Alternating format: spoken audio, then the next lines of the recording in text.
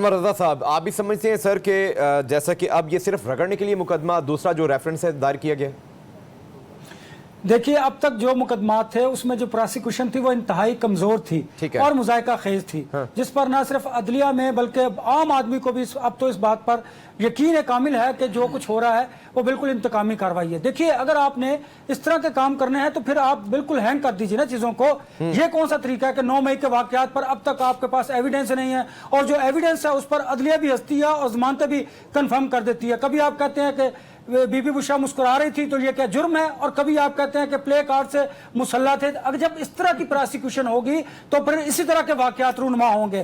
دوسرا، آپ کے پاس 190 ملین پاؤنڈ کا ایک انتہائی سنجیدہ کیس ہے جس پر آپ کی پراسیکیوشن اگر مضبوط ہو، ایویڈنس ہو، تو آپ اس پر سزا ہو سکتی ہے۔ آپ کے پاس سائفر کا اتنا امپورٹنٹ کیس ہے لیکن کمزور پراسیکیوشن کی وجہ سے کچھ نہیں ہو رہا، بلکہ اس سے پاکستان تحریک انصاف سٹے لے لیا تو کس کی وجہ سے لیا گیا نا؟ آپ دیکھیں نا جو کچھ یہاں پر ہو رہا ہے، آپ ججز کو تو مورد الزام ٹھہراتے ہیں، جو پراسیکیوشن ہے ان کا قصور نہیں ہے کہ وہ اس طرح کے مذائقہ خیز جو ہے عدالت میں ایویڈنس پیش کرتے ہیں، جس سے نہ صرف میں بلکہ عام آدمی جو ہے وہ بھی ہنسنے پر مجبور ہو جاتا ہے۔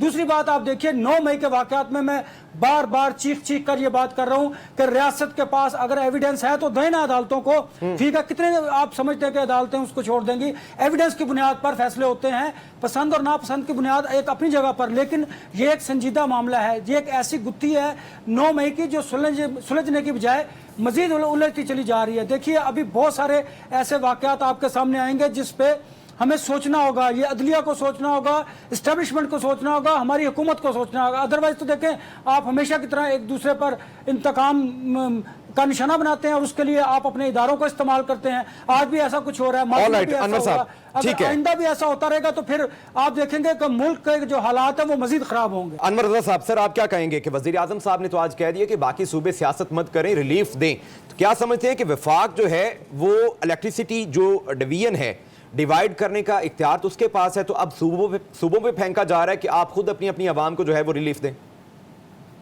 دیکھیے پرائم منسٹر نے جو بات کہی ہے اس سے پہلے انہیں دیکھنا چاہیے تھا کہ وفاق کے اندر بھی کیا کچھ ہو رہا ہے۔ یہاں پر 95% سے زیادہ جو ہے وہ بجلی کے بل پے کیے جا رہے ہیں۔ باقی صوبوں میں جہاں تک دیکھا جائے تو بجلی کی کتنی چوری ہو رہی ہے، آپ اس چوری کو روکیے، پھر جو ٹیکسز لگا دیے گئے ہیں بجلی کے بلوں پر ان کو ختم کرنا چاہیے، تو یہ ایک مستقل طور پر کوئی نہ کوئی اس کا حل کیا جا سکتا ہے۔ لیکن گورنمنٹ اس لیے نہیں کر سکتی کیونکہ انہوں نے اسی ٹیکسز کے ذریعے اپنے اخراجات کو ہے پورا کرنا ہوتا ہے۔ اب 18ویں ترمیم کے بعد صوبے بڑے مضبوط ہوئے ہیں فائنینشلی، وفاق کمزور ہوا ہے۔ اب پرائم منسٹر نے یہ بات تو کہہ دی، لیکن دیکھیے یہاں پر ہم ہر چیز میں سیاست کو لے کے آتے ہیں اور جہاں سیاست کرنی ہوتی ہے وہاں پر ہم لیٹ جاتے ہیں۔ تو اب جب 2 ماہ کے لیے ریلیف پنجاب گورنمنٹ نے دیا ہے تو کیا باقی صوبے نہیں کر سکتے کسی اور ہیڈ سے نکال کر اگر آپ بجلی میں لوگوں کو ریلیف دیں؟ پھر آپ نے بات کی مستقل کی کہ جب سردیاں آئیں گی جو آنے والی ہیں تو پھر ڈیفینیٹلی جو بجلی کے بل ہیں وہ کم ہوں گے اور اس کی قیمتیں مزید کم ہو سکتی ہیں۔ لیکن پھر کیا ہوگا؟ پھر سوئی گیس کے بلوں میں اضافہ ہوگا، وہاں پر جو ٹیکسز لگائے گئے ہیں بجلی کی طرح سوئی گیس کے بلز آئیں گے، پھر ان کی لوڈ شیڈنگ ہوگی۔ ہمارے ہاں کوئی بھی مستقل حل نہیں، ہم عارضی طور پر کاسمیٹکس سرجری کر دیتے ہیں تاکہ ہماری سیاست کے اس کو دوام حاصل ہو۔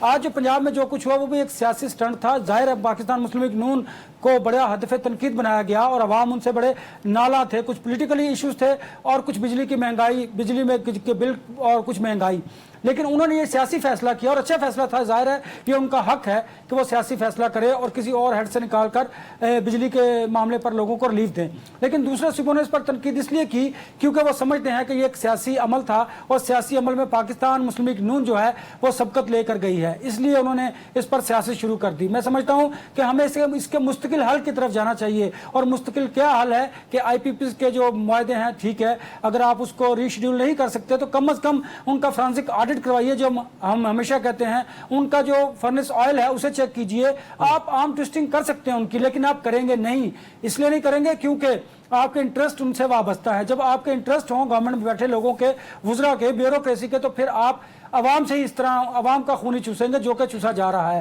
اس لیے اس کا مستقل حل کرنے کے لیے آپ کو آئی پی پیز کی طرف دیکھنا ہوگا اور دوسرا جو بیجا ٹیکس ہیں ان ٹیکسز کا خاتمہ کرنا ہوگا، تب جا کے عوام کو حقیقی معنوں میں ریلیف حاصل ہوگا۔ ٹھیک ہے۔